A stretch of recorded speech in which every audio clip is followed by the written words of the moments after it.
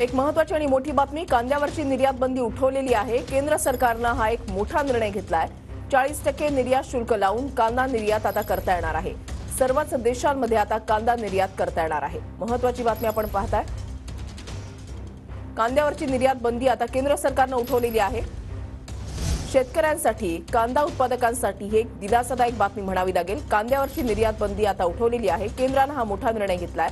40% निर्यात शुल्क लावून आता कांदा निर्यात करता येणार आहे। सर्वच देशांमध्ये आता कांदा निर्यात करता येणार आहे।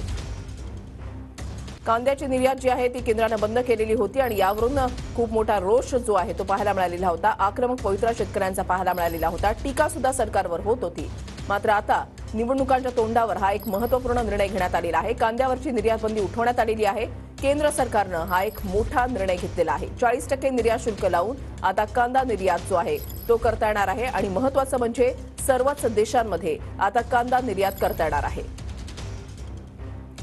चंदन पूजाधिकारी आमचे प्रतिनिधी आमच्या सोबत आहेत। थेट जाऊयात चंदन यांच्याकडे। चंदन, ऋषाली, अत्यंत महत्त्वाचा असा निर्णय जो आहे तो म्हणावा लागेल। खास करून नाशिक जिल्हा हा कांदा उत्पादनामध्ये संपूर्ण आशियामध्ये अग्रक्रमी मानला जातो आणि त्याच्यामुळे मोठ्या प्रमाणात कांदा उत्पादक शेतकरी जे आहेत ते या ठिकाणी मागणी करत होते की कांद्यावरती ही जी निर्यात बंदी लागू करण्यात आलेली आहे ही निर्यात बंदी जी आहे ती मागे घेण्यात यावी। या संदर्भात मागच्या 2 ते 3 महिन्यामध्ये अनेक घडामोडी घडल्या।